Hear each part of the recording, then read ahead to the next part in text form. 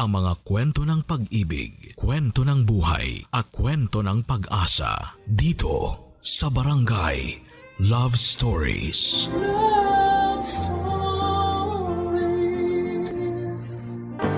Parte na ng buhay ang pagkabigo at mga kalungkutan. Ngunit hindi lamang ang mga ito ang magdidikta sa ating kapalaran dahil ultimo masasalimuot na bagay ay may katapusan. Ikaw, kabarangay, sinubukan na ba ng pagkakataon? Dear Papa Dudut, naranasan niyo na ba na mabigo sa pag-ibig? Up to the point na hindi na kayo naniwala sa kapangyarihan ng pana ni Cupido dahil kota na kayo sa heartbreak. Ako kasi ay oo at tinanggap ko na lamang talaga na hinding-hindi na ako makakatagpo ng matinong lalaki na mapapangasawa. Pero bago tayo mag-dive sa masalimuot kong love life, ay pabati muna po, Papa Dudut, ng isang magandang araw sa mga katulad kong avid listener ng Barangay Love Stories. Ako nga pala si Emmy. Simpleng babae na taga 13 Martires, Cavite. Kaka 36 ko lamang this year at kasama ko sa munti naming tindahan ang maganda kong Mamas Celia na fan ni Papa Dudut.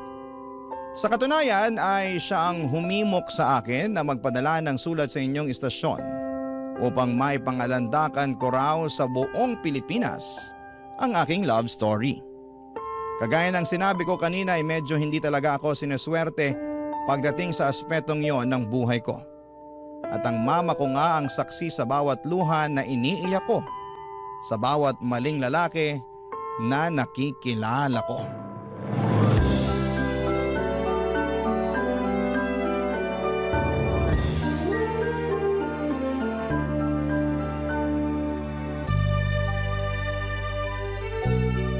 Grabe, Chiki! Ang galing mo talaga mag-organize ng surprise birthday party. Hindi naman masyado. Pero sa tingin mo nagustuhan ni Olan yung ginawa kong party para sa kanya? Oo naman. Halos maluha-luha na nga si Olan kanina nung hipa niya yung kandila sa cake na hawak mo, diba? Ang dami kasi naming mga kaibigan at pamilya.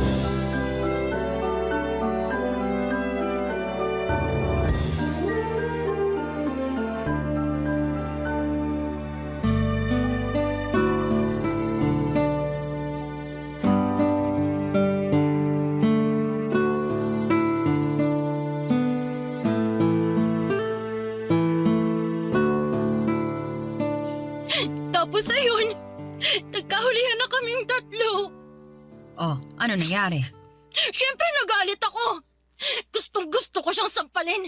Pero pinigilan ko lang yung sarili ko kasi di niyo naman ako pinalaking bayolente, di ba? Oo, pero pag agrabyado ka na, dapat lumaban ka pa rin. Ay naku, kung ako yan, hindi lang sampal ang aabutin sa akin ng tukmol na yon. Baka pag pirapirasuhin ko pa sila ng babae niya. Naisip ko nga rin yan pero emosyonal na talaga ako nung time na yun, ma. At saka, imbis na gawin sa kanila yun, di iniyak ko na lang. Pero nagawa ko pa rin naman siyang papiliin kung ako ba o yung babae niya. Kaso, yung babae niya yung pinili niya. Tahan na anak. Baka pag may pumasok na customer, mapagkamalan kang inaabuso dyan. Akala ko ba naka-close yung signage ko sa lunch break? Ay, oo nga pala. Ay, oo siya, sige na. Umiyak ka lang dyan. Ilabas mo lang lahat-lahat ng hinanakit mo kaysa naman maipon pa't bumigat ang dibdib mo. Oh, nandito lang ang mama mo. Kakampi mo ako. Salamat, ma. Pero ang sakit-sakit lang talaga eh. Akala ko kasi siya na, pero hindi pa rin pala. Akala ko iba siya sa tatlo kong ex na niloko lang din ako. Pero mas masaway pa pala siya. Sobrang sakit ng ginawa niya sa akin, ma. Durog na durog ang puso ko. Hindi lang naman ikaw ang tininaydor ng tukmol na yon. Ako rin nanay mo. Kasi naniwala ako at nagtiwala sa intensyon niya at pagmamahal sa'yo. Tapos kamukat-mukat sasakan ka lang pala niya ng gusto. Aba, iharap mo sa akin yung lalaking yan para makita niya hinahanap niya. Pati mata niya, lalatayan ko. Wag na, ma. Ayoko na nga siyang makita eh. Kahit sandali lang, maiganti lang kita. Wag na po. Pabayaan na lang natin na makarma siya pati yung babae niya. Minsan mabagal ang karma, kaya dapat unahan na natin. Manaman eh. Di ko alam na may pagka-agresibo pala kayo.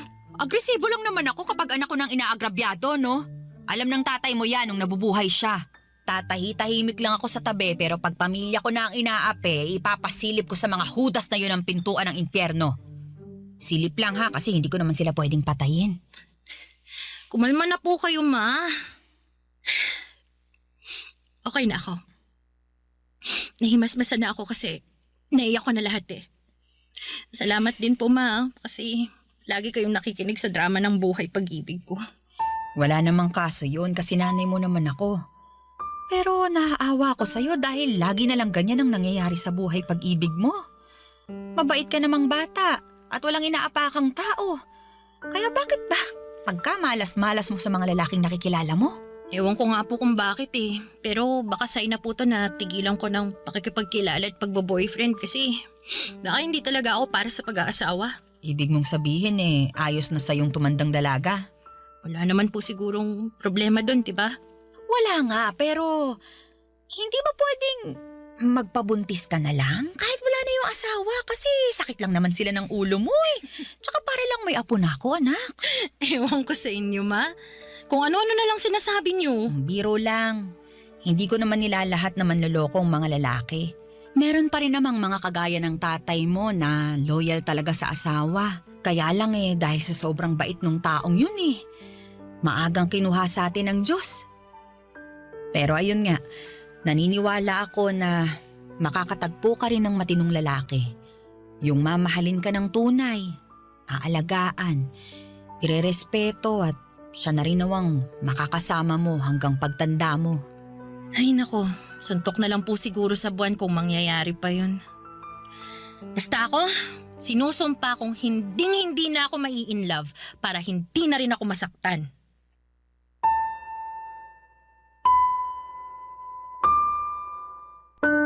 Papa Dudut, that was 2017 before pandemic.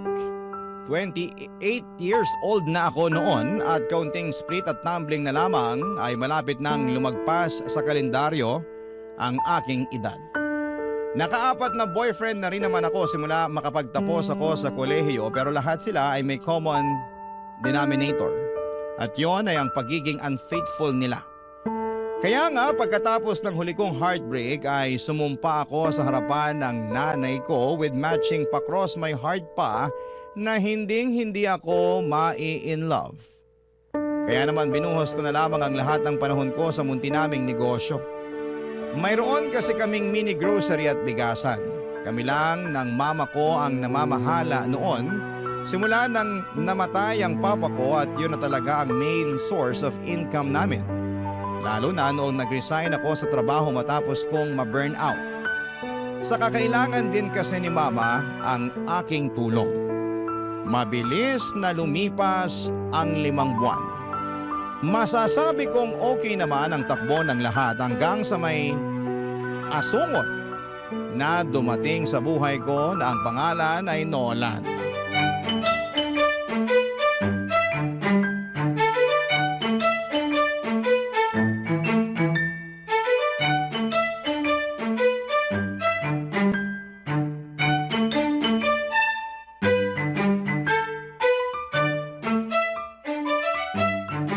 Pabili po ako ng soft drink, tenderang maganda.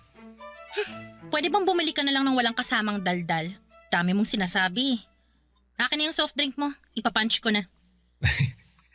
Ayan Ito lang ba? Oh, Sa'yo tong dalawa?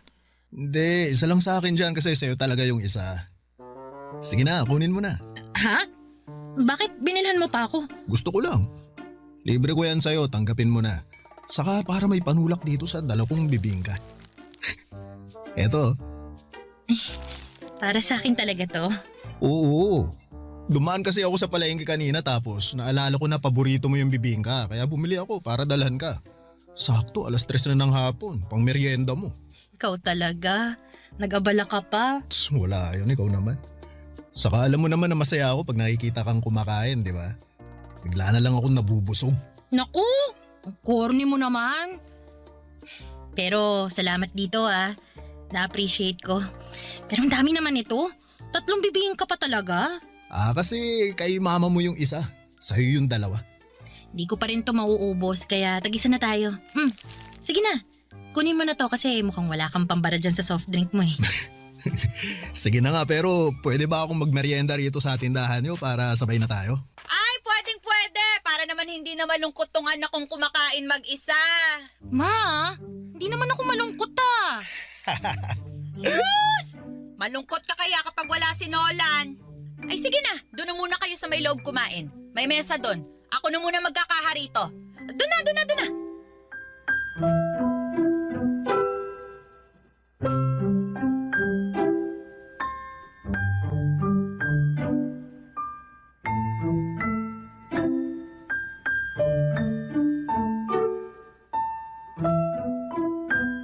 Ma, kayo na mag-closing? Okay na kayo rito? Oo na, kayang-kaya ko na to. Ay, sige po. Aalis na ako. Diretso ka na ba sa bahay niyan? Opo, para makapagluto na ako ng hapunan natin. May bago akong recipe na susubukang lutuin.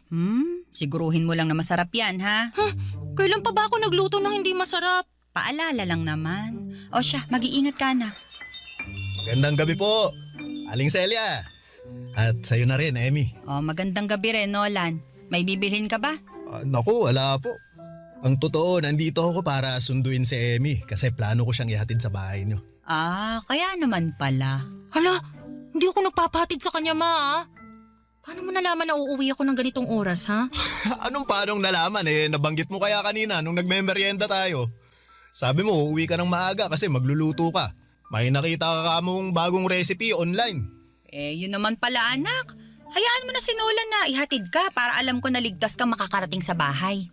Naku, baka saan mo ko dadalhin? Lagot ka talaga sa akin. Aling Celia, yung anak niyo mukhang may iba pang gustong puntahan, no? Hoy, tumigil ka nga! Wala po ako ibang gustong puntahan, Ma. Ay, wala naman akong sinabi Tsaka malaki ka na. At may tiwala naman ako dyan kay Nolan. Oo, narinig mo yon? May tiwala sa akin mama mo. Pangako po, Aling Celia. Iingatan ko ang anak niyo at ihahatid ko siya ng ligtas sa bahay niyo.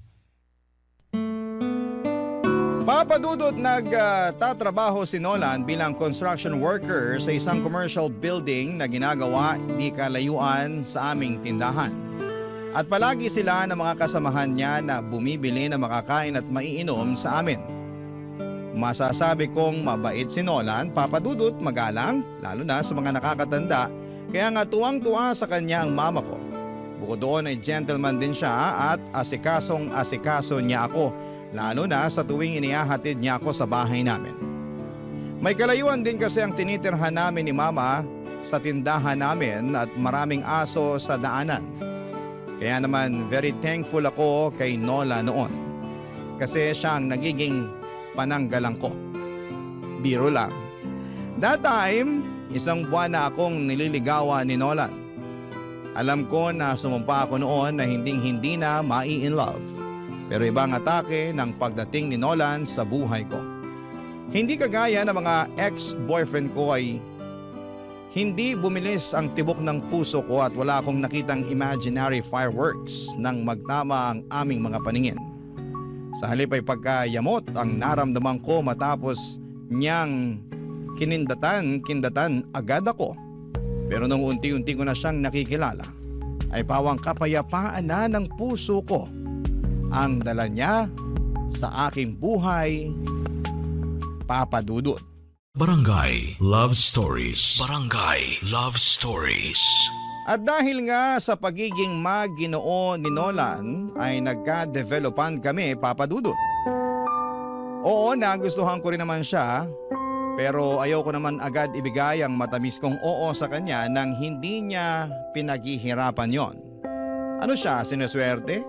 Kaya nga sinabi ko na kung gusto niya akong maging kasintahan ay ligawan muna niya ako.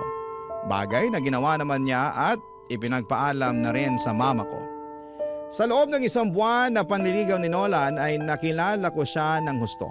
Nalaman ko na taga Agusan del Sur ang kanya at doon siya pinanganak at lumaki. Pero dahil sa hirap ng buhay, ay sumama siya sa kanyang tiyuhin noong lumawas ito sa Maynila. Bago siya naging construction worker ay marami na ring trabaho ang pinasok ni Nolan, pero dahil sa kontraktual lamang siya, kaya panandalian lamang ang mga ito. Sa totoo lang ay walang kaso sa akin ang pagiging construction worker niya, pero sa ibang tao ay meron, Papa Dudut.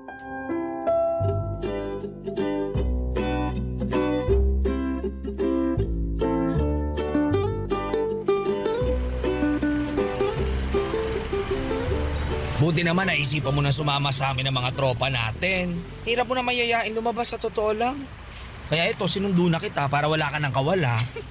Grabe naman yung parang wala na akong kawala, Mon. Pero mas grabe ka kasi daig mo pa yung artista sa hirap mong hanapan ng bakanting oras para mailabas. Miss ka na namin kakwentuhan, no? Inis ko na rin naman kayo. Kaso, alam mo naman na walang katulong si Mama sa tindahan namin, di ba? Buti na nga lang nandyan yung pinsang ko na kinuha muna niyang tindera kasi gusto raw mamasukan ngayong bakasyon. Kaya ito, may oras na ako para lumabas. Buti naman. Emmy! Emmy! Hello? Ay, sino yun? Oh, Nolan! Ikaw pala! Nula. Sabi na ikaw yan eh.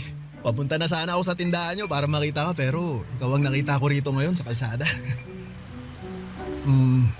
May pupuntahan ka ba? Oo, meron nga. At saka kasama ko si Mond, kaibigan ko. Mond, si Nolan. Nolan, si Mond. Ay, hello. Bale, lalabas kami at kikitain yung iba naming kaibigan. Ah, ganun ba? Sayang, may dala pa naman ako suma, no? Merienda sana natin eh. Naku, pasensya ka na ha. Ikaw na lang muna magmerienda mag-isa. Sa susunod na lang tayo kumain ng sabay. Ah, sige. Basta mag-iingat kayo at enjoy sa labas nyo, ha? Salamat. Balik na ako dun sa mga kasamaan ko. Sila na lang sabayan kong magmerienda. Okay, bye. Bye! Nakakaloka ka, friend. Bakit naman? Sayang yung suman, saring. Luka-luka to. Pero di mo sinabi may kilala ka palang construction worker. Pero base sa usapan nyo, mukhang di lang kayo basta magkakilala. Dinalang ka pa niya ng merienda. Sayang, may alista yes. Hindi ko pala nasabi sa'yo na may manliligaw ako. Kilala rin naman na siya ni Mama. OMG! Ano bang klaseng reaksyon yan? Nagtanong ka pa talaga? Eh, ikaw, ano ba nakain mo? Ba't nagpaligaw ka pa sa lalaking yun? Bakit? May mali ba doon? Meron! Kasi hello, sigurado ka bang walang asawa yan? Di naman sa nilalahat ko Pero ibang mga construction worker, pamilyado na. Oh, sure ka ba sa mukhang yon? Mukhang babaero, friend. Grabe ka naman kay Nolan. Nagsasabi lang ako ng totoo.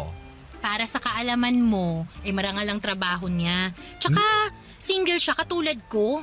Tingin mo papayag ako magpaligaw sa kanya kung pamilyado na siya? Isip-isip din, friend, ha? Nag-iisip ako, no? Nag-iisip ka nga. Puro naman masasama.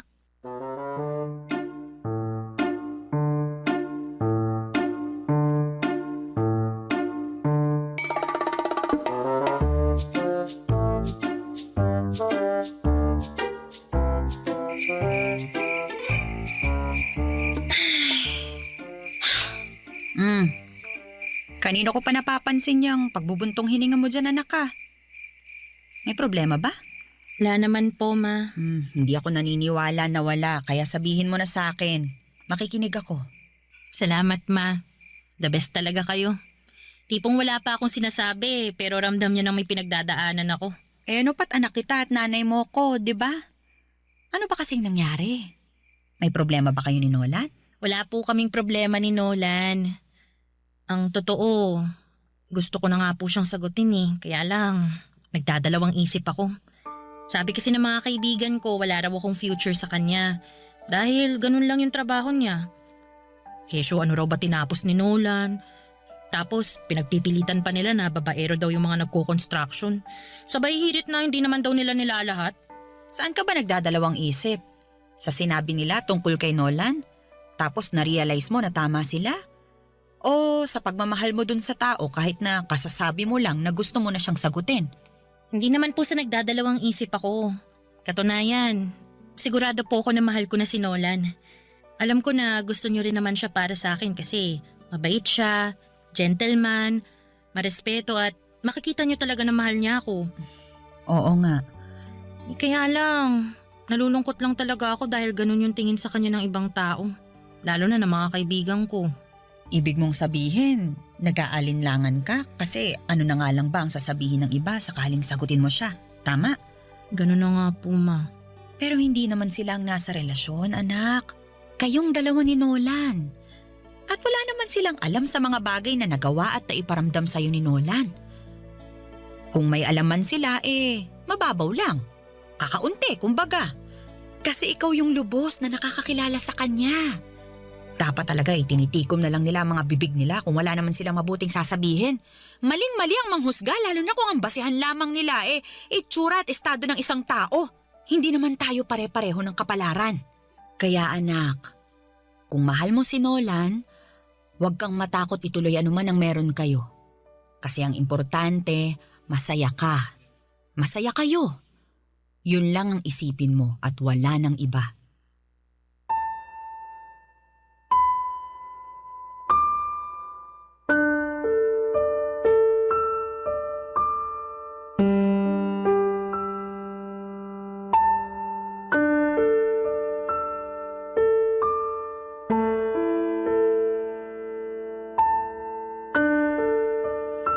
Papadudot mga kabarangay, kahit kailan talaga ang nanay ko ang laging kakampi ko sa lahat ng aspeto ng aking buhay.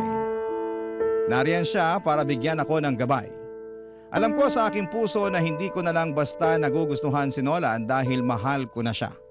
Kaya nga malaki ang pasasalamat ko sa aking mama kasi sinuportahan niya ako sa plano kong pagsagot kay Nolan upang maging boyfriend ko. Makaraan ng 2 buwan simula nang maging kami, ay nag-live-in na rin kami matapos niya akong mabuntis.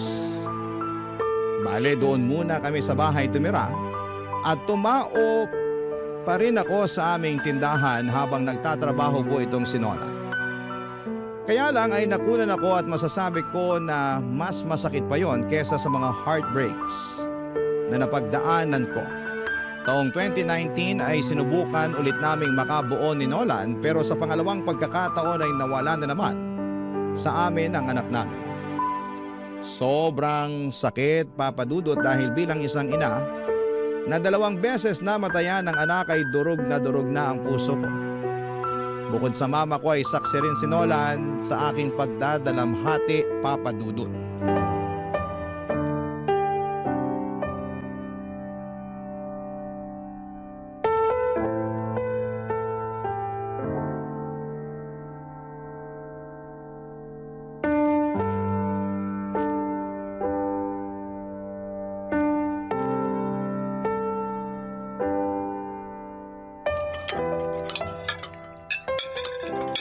Oh, bakit hindi ka kumakain, mahal? Ang sarap-sarap ng luto kong sinigang, di ba? Paborito mo yan?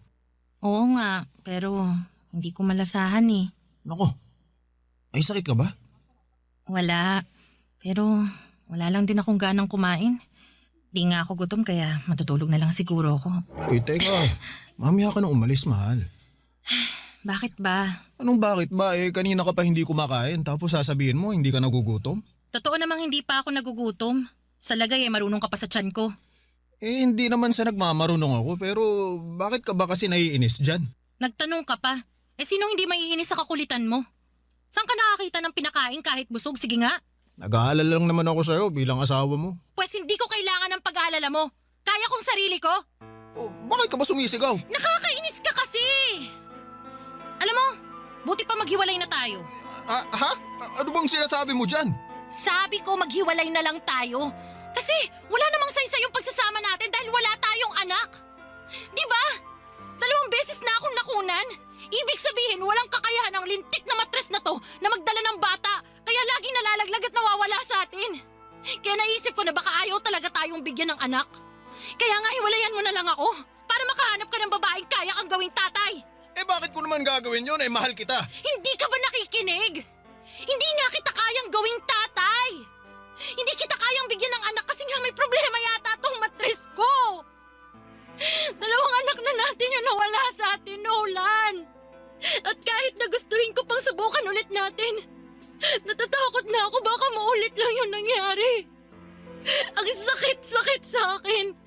Bilang isang babae na umaasa na magiging nanay tapos sa isang iglap mawawala na lang sa sinapupunan ko yung anak natin.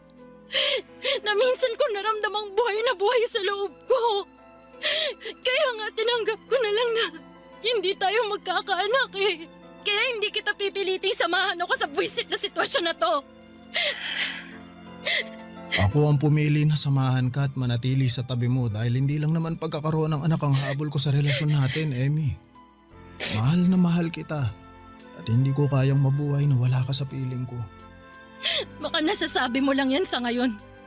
Pero babawiin mo rin yan pag tumagal. Kaya nga hanggat kaya ko pang matiis yung sakit, iwanan mo na lang ako. Hindi ko gagawin yun dahil mahal kita. At kapag mahal ka ng isang tao, di ka nila iiwan anuman ang mangyari. Ewan ko sa'yo, Nolan. Bakit ba ang tigas ng ulo mo? Makinig ka naman sa akin, oh. Binibigay ko na nga sa'yo yung kalayaan mo kasi ikaw meron ka pang pagpipilian. Pwede ka pang magkaanak. Samantalang ako hindi na.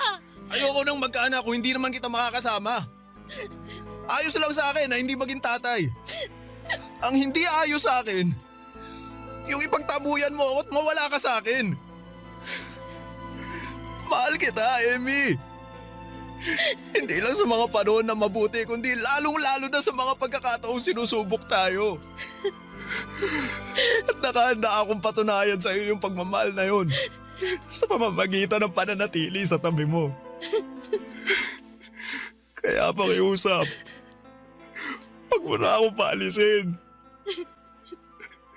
Huwag mo na akong itaboy. Kasi nasasaktan ako.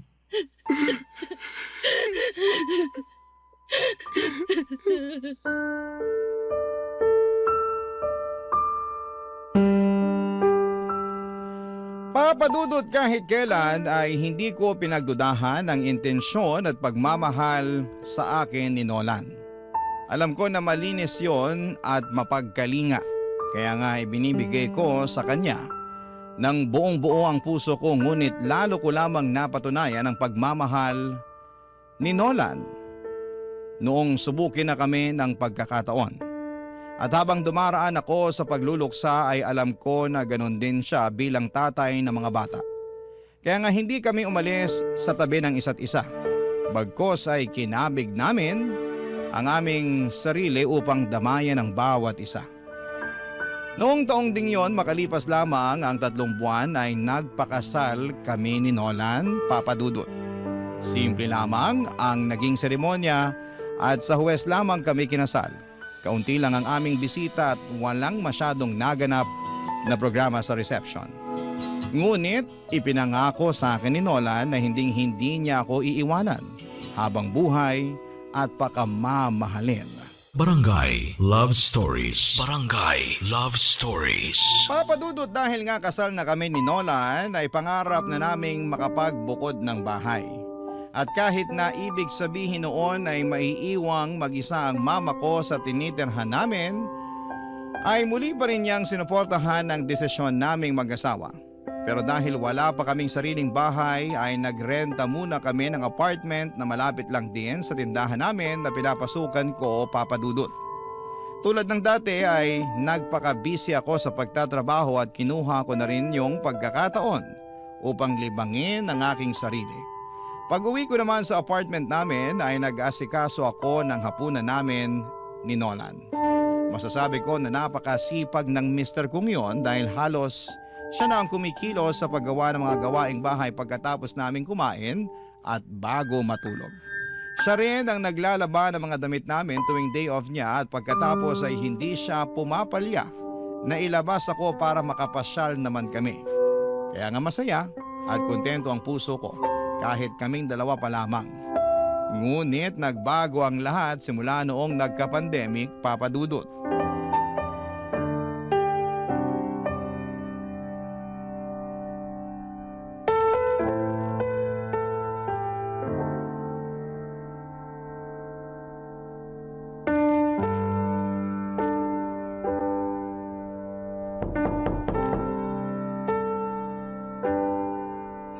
Nandiyan na!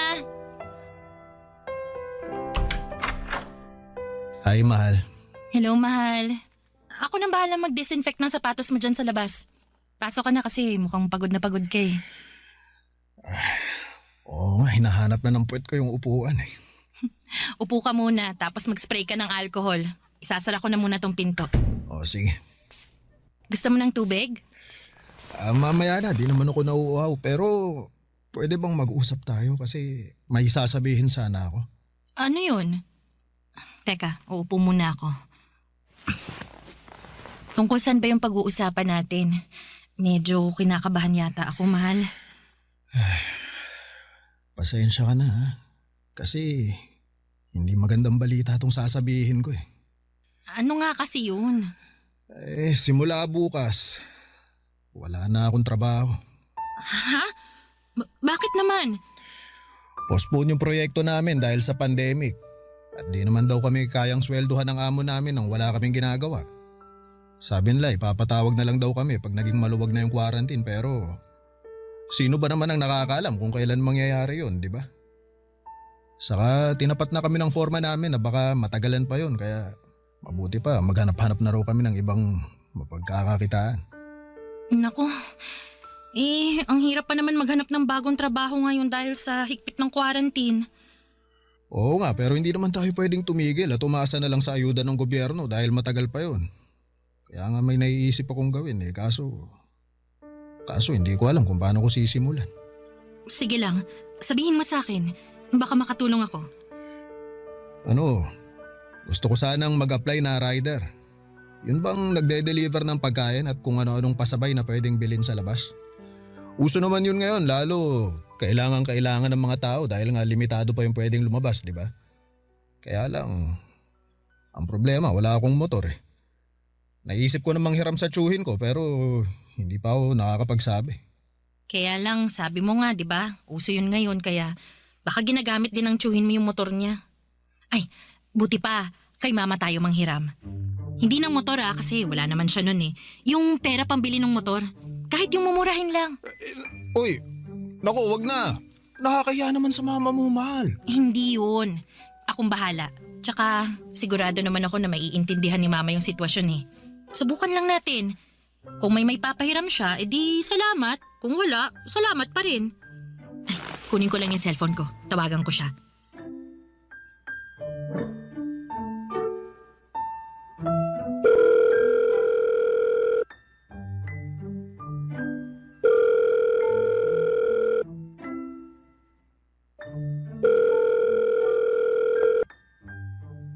Hello, Nak.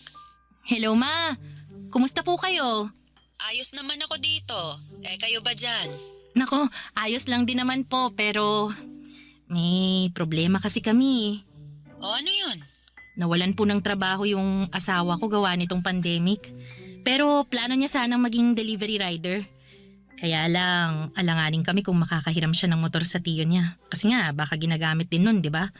Tama naman. Naisip ko, baka pwede kaming mangutang sa inyo ng pambili ng motor, ma. Babayaran din naman namin paunti-unti para lang merong magamit si Nolan. Mahal, pwede ko bang kausapin si mama? Excuse me lang po, ma. Kausap ko na siya, mahal. Sinabi ko na sa kanya yung sitwasyon. Narinig ko naman yun pero ako nang kakausap sa kanya. O sige, ito na yung cellphone ko. Salamat. Hello po, ma. Oh, hello, Nolan. Pasensya na po kayo kung kailangan naming mangutang sa inyo ni Emmy. Kung meron lang naman. Pangako, babayaran din po na namin kayo. Meron naman akong naitatabi dito at payag din ako na ipahiram sa inyo. Tsaka huwag ka nang humingi ng pasensya dyan dahil hindi naman natin kontrolado ang sitwasyon. Ang mahalaga ay nagsisikap tayo at gumagawa ng paraan para mabuhay kahit na walang kasiguraduhan ng mga nangyayari.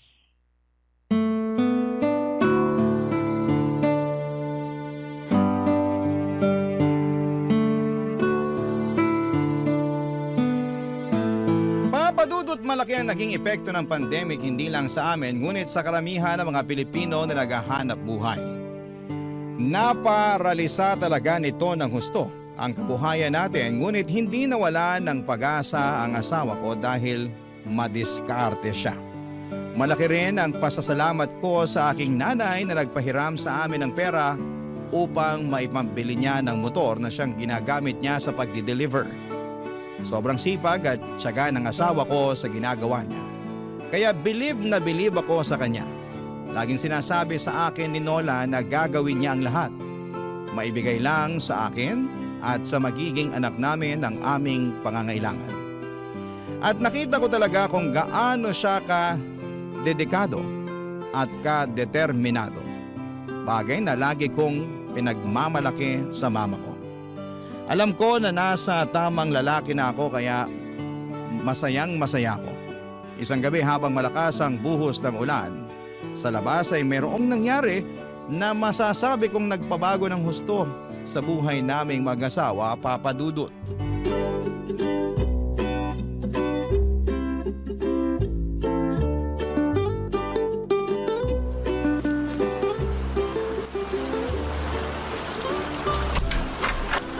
Ay naku!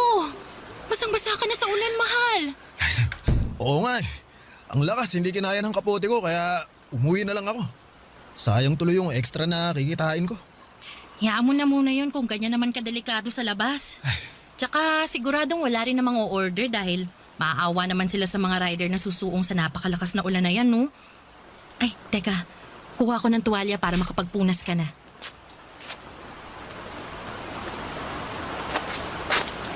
O, ayan. Magpunas ka muna. Salamat, mahal. Maligo ka na kaya? Baka magkasakit ka niyan eh. Maya-maya kaunti. Medyo giniginaw pa ako eh. Gusto mo bang lagyan ko ng mainit na tubig yung pampaligo mo para hindi ka ginawin? Pwede naman pero ako na lang ang gagawa. Kaya ko na yan. Sus, yun lang naman. Yakang-yaka ko na yun, mahal. Oo nga, pero alam mo naman na pag nandito na ako sa bahay, dapat nagpapahinga ka na lang. Ikaw talaga, oh. Kontratuhin mo ko eh, para akong Reyna kasi halos hindi mo na ako pinagagawa ng gawaing bahay pag nandito ka. Alam ko rin kasi na kapag wala ako rito, marami kang ginagawa na gawaing bahay. Tapos nagluluto ka pa ng pagkain natin at inaasikaso mo pa ako, kaya syempre alam kong pagod ka. Pero gawain naman talaga ng mga asawang babae yun, di ba? Ang maglinis ng bahay, paglutuan ng pagkain, at asikasuhin ang asawa nilang lalaki. Oo, pero kapag kaya naman ng mga asawang lalaki, sila na ang gumawa. Hindi naman pambabae lang na gawain ng mga gawaing bahay, di ba? Kaya stay put ka lang dyan. Magpahinga ka at ako na ang mag-iinit ng tubig maya-maya. Oh, sige. Pero hindi naman ako pagod ngayon eh. Hindi ako masyadong gumawa ng gawaing bahay, mahal. Oh, mabuti yun kasi nung isang araw naglampaso ka ng sahig at nagkuskus ng mga dumi-dumi dyan sa pader natin. Oo, kasi alam mo namang ayoko sa marumi. Kaya nga. Pero may rason talaga kung bakit hindi ako nagpapakapagod ngayon. Kahit na may mga gawaing bahay pa akong dapat gawin. Oh, teka, bakit? May sakit ka ba? Masama pakiramdam mo kaya hindi ka nagkikikilos? Hindi ah. O, kalmahan mo lang. Wala akong sakit, pero tama ka na masama ang pakiramdam ko simula pa kaninang umaga. Sa katunayan, pabalik-balik nga ako sa lababo kasi naduduwal ako. May nakain ka bang nagpasama sa sikmura mo? Saka hanggang ngayon ba? Masakit ba yan tiyan mo? Sabihin mo sa akin, mahal, para itatakbo na kita sa ospital agad. Kasasabi ko lang na kalmahan mo, di ba? Paano ako kakalmay ka mo? Nagsusukat, naduduwal ka. Teka ha? Anong nasa isip mo? Pwedeng mali eh, pero baka lang naman tama. Sige, ano nga yun? Buntis ka ba? Naku, sagutin mo na, mahal. Para kung hindi, itatakbo na talaga kita sa ospital. Hoy! Hindi mo na kailangan gawin yun kasi ayos lang naman ako. Tsaka, oo, tama ka nga kasi buntis ako. Magiging tatay na ako! Ang saya-saya ko! Ako rin naman, mahal. Masaya-masaya rin ako pero hindi ko pa rin mapigilang mag-alala eh kasi baka maulit lang ulit yung mga nangyari dati. Natatakot ako pero mas nananaig pa rin yung kasiyahan kasi nga magkakaanak na tayo. Amy, natatakot din ako pero ipagpasa Diyos na lang natin ang lahat. Gawin pa rin natin yung makakaya natin para maalagaan natin si baby habang nasa tiyan mo pa. Pero syempre, kagustuhan pa rin ng Diyos ang masusunod. Oo, alam ko, mahal. Basta tanggapin na lang natin ano man yung mangyari. Pero umasa pa rin tayo na sa pagkakataong to eh. Sana mabigay talaga sa atin ng Diyos yung regalo na matagal na nating hiling. Oo nga, mahal. Sana nga.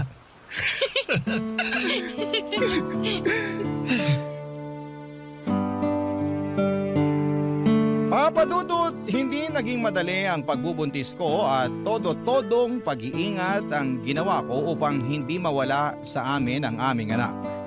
Kaya nga masayang masaya kami ni Nolan nang hayaan ng Diyos na mabuhay ang anak namin at ligtas ko siyang maisilang. Labis-labis ang pasasalamat namin ni Nolan sa kanya dahil tinupad niya ang matagal na naming kahilingan, ang maging ganap na magulang. Marami akong natutuhan sa buhay na gusto kong i-share sa mga kabarangay natin sa sulat kong ito. Nasa kabila ng lahat ng mga kabiguan na pinagdaraanan natin, ay meron pa rin pagtatagumpay na kahit gaano katagal ang ating hinihintay, pinagkakaloob yon sa atin ng may kapal sa tamang panahon. Kagaya na lamang ng baby namin ni Nola na matagal ding naming hiniling. Mayahalin tulad ko siya sa isang espesyal na padala ng Diyos dahil siya ang regalo niya sa amin. Hanggang dito na lamang po ang sulat ko, Papa Dudut. Maraming salamat. Sakali pong mapili po ninyong i-ere sa Barangay Love Stories ang aming kwento. God bless and more power sa inyong istasyon. Ang inyong kapuso at kabarangay forever, Emmy. Nakakaantig naman talaga ang ating kwento. Ikaw ba, kabarangay? Nakarelate ka ba sa story natin ngayon? Kwentuhan naman tayo dito sa comment section.